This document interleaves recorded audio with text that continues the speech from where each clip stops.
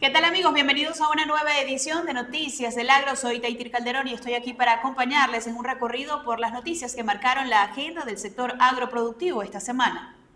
El gobierno de Chile anunció que suspendió la importación de carne argentina tras el cambio de la normativa sanitaria que autorizó el ingreso de carne con hueso a la Patagonia Argentina, algo que en Chile consideran puede comprometer su estatus de sanidad animal en bovinos.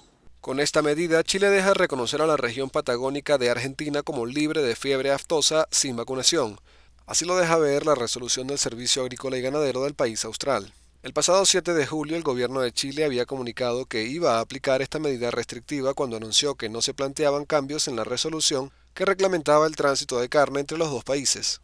En junio de este año, el gobierno de Argentina publicó una resolución en la cual se informaban las nuevas condiciones sanitarias establecidas por el Servicio Nacional de Sanidad y Calidad Agroalimentaria para el ingreso de material reproductivo, carnes y productos cárnicos de animales susceptibles a la fiebre aftosa a zonas del país donde la infección se encuentra controlada mediante vacunación. Ese cambio modificó las reglas vigentes por más de 2 décadas y permite el traslado de cortes con huesos planos como el asado y el costillar bajo estrictas condiciones sanitarias y de trazabilidad. Según el gobierno argentino, la decisión responde a la necesidad de actualizar los requisitos sanitarios internos tras consultas y pedidos de las provincias patagónicas. La industria arrocera colombiana, representada por Indoarroz, expresó su preocupación ante la implementación de un esquema de libertad regulada en los precios del arroz. Según la entidad, esta medida podría incentivar una mayor producción sin un control adecuado, lo que derivaría en una sobreoferta del grano en el mercado nacional. A través de un comunicado, la Cámara perteneciente a la Asociación Nacional de Empresarios ANDI aseguró que el problema de la sobreoferta actual en Colombia no tiene precedentes y era previsible tomando en cuenta que en 2024 se marcó el récord histórico de siembras que se acompañó de una caída de 30% en el precio internacional.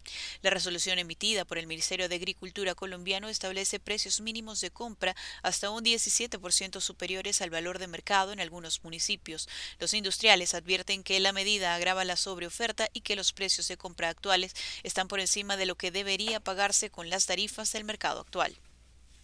Indoarroz insistió en que cualquier medida debe cumplir con el doble objetivo de facilitar la absorción de la cosecha y proteger al consumidor de aumentos artificiales en el precio de un alimento básico.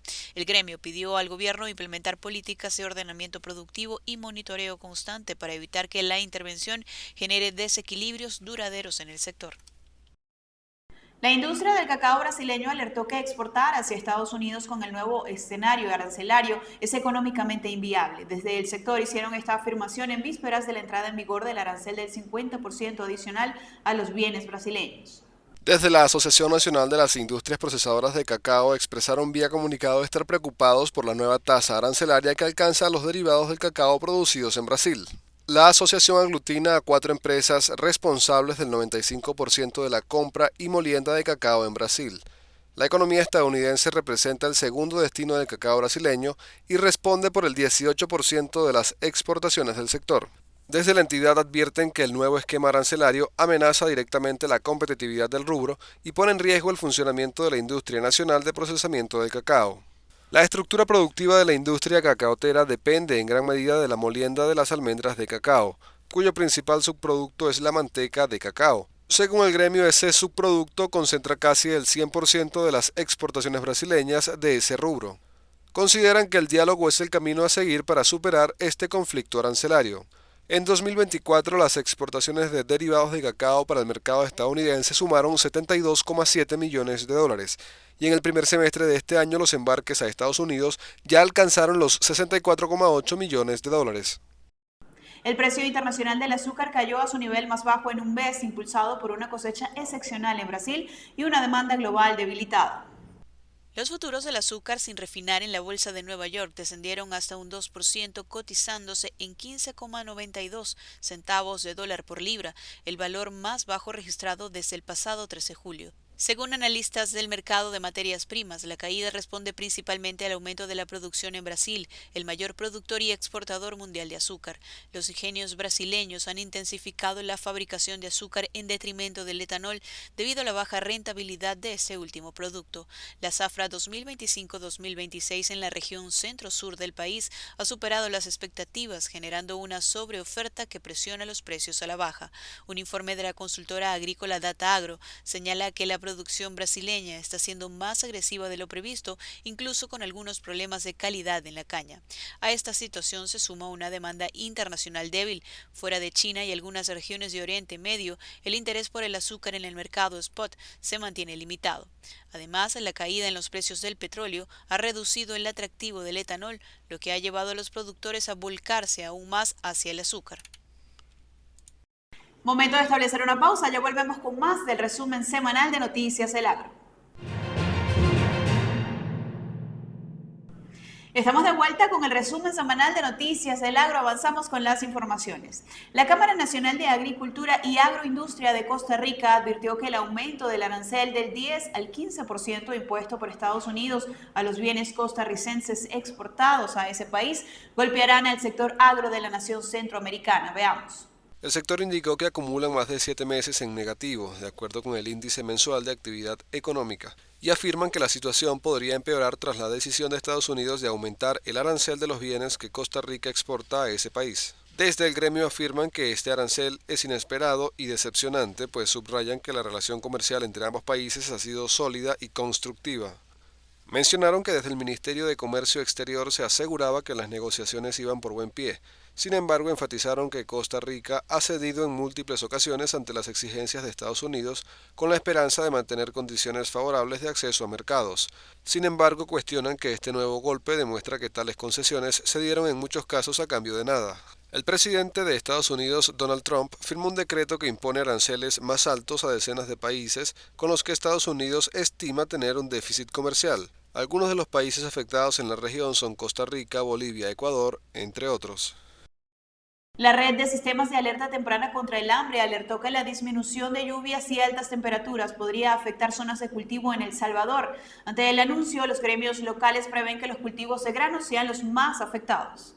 El informe presentado por la red alerta que la reducción de las lluvias podría generar problemas de estrés en las plantaciones si las temperaturas diurnas aumentan considerablemente y no se cuenta con sistema de riego. En El Salvador, desde la Mesa Agropecuaria Rural e Indígena explicaron que el cultivo de frijol se vería afectado solo si la escasez de lluvias se prolonga por muchos días. Explicaron que ese cultivo está en plena floración. De momento descartan afectaciones en el maíz, uno de los principales cultivos agrícolas de esa nación. Por su parte, la red de sistemas de alerta temprana contra el hambre destacó que durante el mes de julio se registraron condiciones más secas que el promedio de los últimos años en el norte de Centroamérica. El déficit de lluvia más importante se habría registrado en Guatemala. Asimismo, alertaron sobre la posible propagación de plagas en cultivos en El Salvador y el resto de Centroamérica, derivado también de la disminución de las lluvias.